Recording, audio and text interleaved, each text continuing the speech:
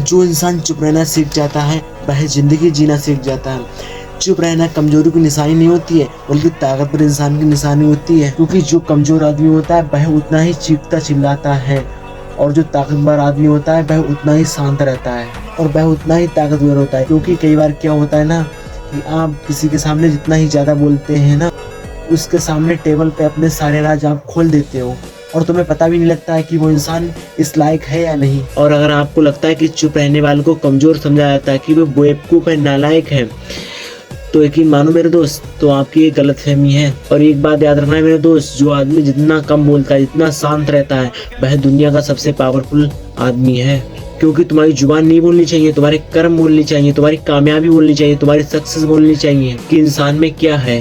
तो भाई जितना हो सके ज़िंदगी में शांत हो जाओ, क्योंकि चुप रहना कमजोरी की निशानी नहीं बल्कि पावरफुल इंसान की निशानी होती है, और शांत रहना एक कामयाब आदमी की निशानी होती है।